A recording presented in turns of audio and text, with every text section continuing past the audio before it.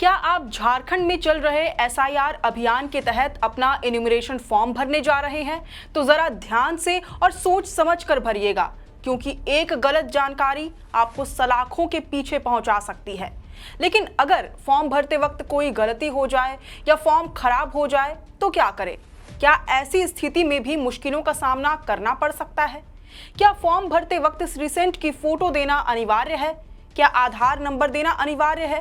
क्या आपको मालूम है फॉर्म में कौन कौन सी जानकारी भरनी है? ऐसे कई सवाल इन दिनों मतदाताओं के मन में है। तो चलिए आज के इस रिपोर्ट में हम इन्हीं सवालों के जवाब तलाशते हैं। सबसे पहले जोहार, नमस्कार, मैं हूं अंशु और आप देखना शुरू कर चुके हैं द फोर्थ पिलर। झारखंड में मतदाता सूची का विशेष गहन पुनरीक्षण यानी एसआईआर अभियान जारी है। 30 जून से इस प्रक्रिया की शुरुआत हो चुकी है और यह 29 जुलाई तक चलेगा। झारखंड में कुल मतदाताओं की संख्या 2,64,00,000 है। इनमें से अब तक 1 करोड़ से ज्यादा लोगों को इन्यूमरेशन फॉर्म यानी गणना प्रपत्र बांटे जा चुके हैं। एसआईआर अभियान का उद्देश्य मतदाताओं का रिकॉर्ड अपडेट करना और मतदाता सूची को अधिक सटीक बनाना है। ऐसे में हर मतदाता के लिए ये जानना जरूरी है कि गणना प्रपत्र यानी इन्यूमरेशन फॉर्म कैसे भरना है, कौन सी जानकारी देनी है और किन बातों का विशेष ध्यान रखना है। छोटी सी गलती भी बाद में परेशानी का कारण बन सकती है। अगर आप भी इस प्रक्रिया का हिस्सा हैं तो ये जानकारी आपके लिए बेहद महत्वपूर्ण है, क्योंकि सही तरीके से फॉर्म भरने से भविष्य में किसी भी तरह की परेशानी से बचा जा सकता है। बीएलओ द्वारा दिए जाने वाले इन्यूमरेशन फॉर्म में कई जानकारियां पहले से दर्ज रहेंगी।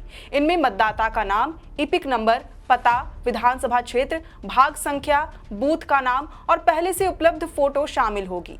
जिन मतदाताओं का रिकॉर्ड पहले से मैप हो चुका है उनके फॉर्म पर क्यूआर कोड भी रहेगा। मतदाता को इन जानकारियों की जांच करनी है और बाकी जरूरी विवरण स्वयं भरने हैं। फॉर्म में मतदाता को अपनी जन्म तिथि दर्ज करनी होगी, मोबाइल नंबर देना होगा। आधार नंबर देना पूरी तरह से वैकल्पिक है, यानी यदि कोई मतदाता आधार संख्या नहीं देना चाहता तो वह ऐसा कर सकता है। इसके अलावा पिता या अभिभावक का नाम, माता का नाम और पति या पत्नी से जुड़ी वर्तमान जानकारी भी भरनी होगी। जहां लागू हो वहां संबंधित व्यक्ति का इपिक नंबर भी दर्ज किया जाएगा। यदि परिवार के किसी सदस्य का नाम पहले से मतदाता सूची में दर्ज है तो उसका विवरण भी फॉर्म में देना होगा। इससे रिकॉर्ड का सत्यापन आसान होगा। फॉर्म के अंतिम भाग में मतदाता को घोषणा करनी होगी कि उसने सही जानकारी दी है। इसके बाद हस्ताक्षर करना अनिवार्य होगा। हस्ताक्षर किए बिना फॉर्म अधूरा माना जाएगा। जब फॉर्म बीएलओ को जमा किया जाएगा तब बीएलओ भी उस पर हस्ताक्षर करेंगे। फॉर्म की दूसरी प्रति मतदाता को रसीद के रूप में वापस दी जाएगी। निर्वाचन आयोग ने सलाह दी है कि इस कॉपी को सुरक्षित रखा जाए, क्योंकि भविष्य में इसकी जरूरत पड़ सकती है। यदि किसी मतदाता का नाम साल 2003 की मतदाता सूची में झारखंड के बजाय किसी दूसरे राज्य में दर्ज था तो उस सूची से संबंधित जानकारी या उसकी प्रति उपलब्ध करानी होगी।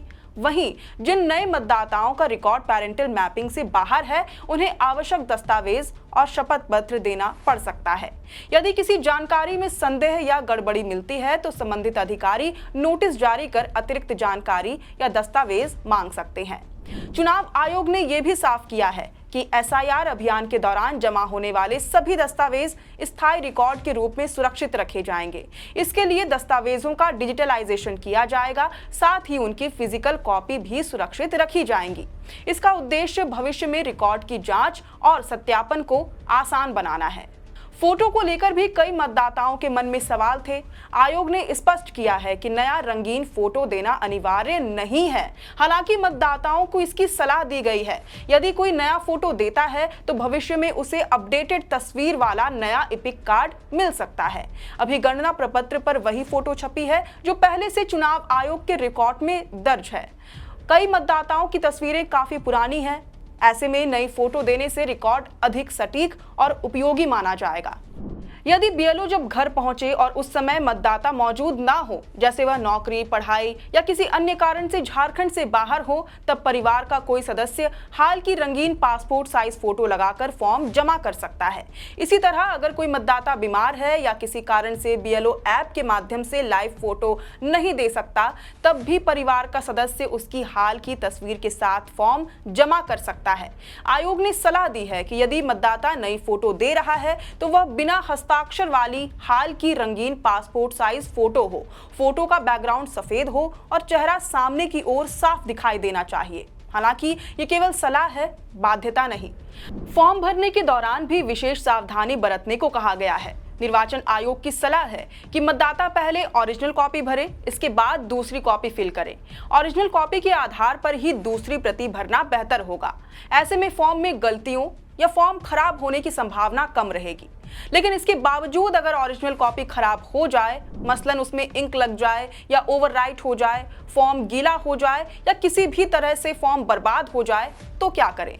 निर्वाचन आयोग का कहना है कि ऐसी स्थिति में दूसरी कॉपी की साफ फोटो कॉपी लेकर उसे पहली कॉपी के रूप में दोबारा भरा जा सकता है। और अगर दोनों ही कॉपियां खराब हो जाएं, तो ECI नेट ऐप की मदद से ऑनलाइन गणना प्रपत्र भरने की सुविधा भी उपलब्ध है। अगर किसी मतदाता को ऑनलाइन फॉर्म भरना नहीं आता तो उसे परेशान होने की जरूरत नहीं है। वह अपने BLO की मदद ले सकता है। जरूरत पड़ने पर संबंधित विधानसभा क्षेत्र के निर्वाचन निबंधन पदाधिकारी यानी ERO कार्यालय से गणना प्रपत्र की नई प्रति भी प्राप्त की जा सकती है। ये फॉर्म ERO के पास डिजिटल रूप में उपलब्ध रहता है। चुनाव आयोग ने यह भी स्पष्ट किया है कि फॉर्म के साथ कोई अतिरिक्त दस्तावेज अटैच नहीं करने हैं। केवल उन्हीं मामलों में दस्तावेज मांगे जाएंगे जहां नियमों के अनुसार उनकी आवश्यकता होगी या सत्यापन के दौरान कोई संदेह सामने आएगा। ये पूरी प्रक्रिया केवल पात्र भारतीय नागरिकों के लिए है। निर्वाचन आयोग ने चेतावनी दी है कि फॉर्म में जानबूझकर गलत जानकारी देना या गलत तरीके से आवेदन करना कानूनन अपराध है। लोक प्रतिनिधित्व अधिनियम 1950 की धारा 31 के तहत ऐसे मामलों में कार्रवाई की जा सकती है। यदि कोई विदेशी नागरिक अवैध रूप से फॉर्म भरता है या कोई व्यक्ति जानबूझकर गलत जानकारी देता है तो उसके खिलाफ प्राथमिकी दर्ज की जा सकती है। नियमों के तहत गलत जानकारी देने पर सजा और जुर्माने का भी प्रावधान है। हालांकि अगर किसी स्तर पर कोई कमी या विसंगति मिलती है तो मतदाता को नोटिस भेजकर जानकारी मांगी जाएगी।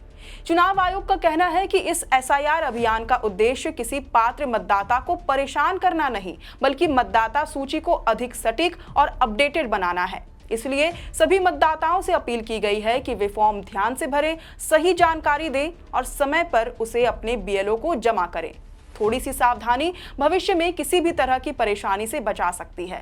फिलहाल इस रिपोर्ट में बस इतना ही। अगर ये जानकारी आपको उपयोगी लगी हो तो इसे अपने परिवार और परिचितों के साथ भी साझा करें ताकि वे भी SIR से जुड़ी जरूरी बातों को समझ सके।